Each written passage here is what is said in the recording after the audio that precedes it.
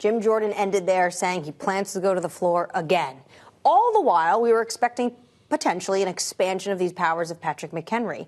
What does the future look like for the House of Representatives? Well, I think that's what a lot of America is asking right now. I think, it feels a little bit like Groundhog's Day, and at the end of each day, we get to a phrase something to the effect of, well, that didn't go well. So here we are again today on that front.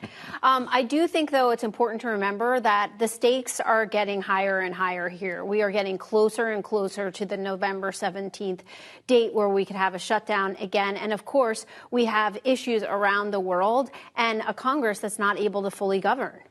We heard from the former Speaker, Kevin McCarthy, earlier today saying Patrick McHenry could take the reins until a new Speaker is elected. Here's how he put it. If you watch him, he's not seeking to be Speaker. He believes in the continuity of government. He's chairman of a substantial committee. He understands the working. He's been here a number of years, so he understands how Congress works. He has respect on both sides of the aisle. He could carry out the job. But it may not matter, of course, what Kevin McCarthy thinks at this point, Peggy.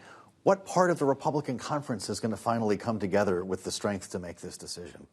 Well, what we've seen is that they haven't had the ability to do it, but that the anger is growing, more vitriol and stronger each day. So I think the question is there going to be any type of breakthrough as soon as tonight where we could see the ball actually move forward? But again, I do think the fact that they're going days now without being able to fully govern is coming at a time where the stakes are really high. And we have President Biden who's going to go in front of the American people tonight and talk about whether or not we should spend more for some of the things that are happening around the world in places like the Ukraine and Israel.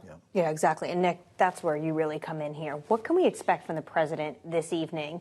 To Joe's point yesterday, the venue is important. This is only his second Oval Office address of his presidency. Right. I mean, I think you see how much this is a personal issue for Joe Biden. U.S. support for Israel. He was just in the country. I mean, that was essentially unprecedented. Tel Aviv is not a war zone, but there have been repeated warnings of missile attacks and things like that. So, I mean, that was a big show of support. He had a literal embrace with Prime Minister Netanyahu. So I think what you're going to see him do is spell out why he wants so much more money for Israel, why Israel is such a crucial ally, but then also crucially to be sending this warning that is a real concern in the Arab world, which is this cannot become a humanitarian disaster. We had the hospital strike. The Arab world is very much watching closely, and he's going to send that warning to Israel to make sure, listen, if you do go ahead with a ground invasion, you've got to take civilians into account. With that in mind, we spoke on Balance of Power with former Israeli ambassador to the U.S., Michael Oren, who spoke with us to say that America will have a key role in supporting Israel as the war continues. Think about this as the president prepares to speak tonight. What we need are certain types of ammunition. We need certain capabilities, certainly in the intelligence field. And we need what I call the diplomatic Iron Dome, which is America's readiness to cast vetoes in the Security Council, as they did today, as the Russians, the Chinese will move to try to condemn us. So bring us inside this supplemental budget request that we've been talking about here, Nick. What would these billions of dollars provide? Well, I think what you're going to see is a streaming of munitions, chiefly. I mean, the U.S. wants to send Iron Dome interceptors because that is really the crisis point for Israel. If this does become a wider war and you start to see missile strikes from a place like Lebanon by Hezbollah, there is the possibility that Israeli defenses could be overwhelmed. And we wouldn't be talking about hundreds. We could be talking about thousands and thousands. Wow. And so those supplies would drain. You could be looking at artillery shells. I mean, there is just so much that Israel will need. But really, I think it's important to see this money as, I mean, it's a large amount of money, but it's also a real symbol of Joe Biden's commitment and the fact that he's doing this. I mean, everybody is talking about the possibility of a ground invasion. It feels like it's going to come at any moment. So it's a crucial moment for the president. Yeah, absolutely. Also, another crucial moment for the president as he looks to 2024, or at least our data shows, he has some work to do, Joe, in those swing states. Well, that's for sure. There's a Bloomberg News Morning Consult poll, and Trump is leading President Biden in a majority of these swing states, as well as on the economy. So, Peggy, I want to get your thoughts on there, as well as in foreign policy. So, Peggy, what's underlying some of this consternation voters are seeing in these key states when it comes to the economy?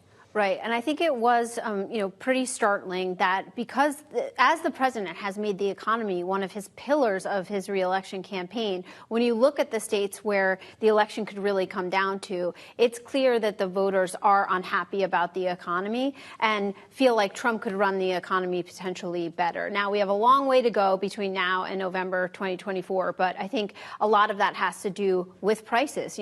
We've talked about how prices have risen, the inflation has come down, but prices are still higher than where people felt they were 2 years ago. So I think that is a constant struggle. One of the other surprises from the poll, too, was that people were feeling in these swing states that Trump could do better on infrastructure than Biden, which is another key pillar of the Biden administration's triumph, really, in terms of getting infrastructure, bipartisan infrastructure legislation through. Well, remembering as well, that was a joke around here. It was a meme, Infrastructure Week, for the balance of the Trump presidency.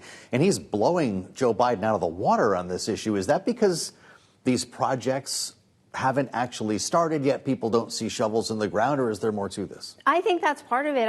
People want to turn around in their communities and be able to touch or see something where they can attribute to the government getting something done. So I think that is part of it. A lot of this money has yet to get out the door.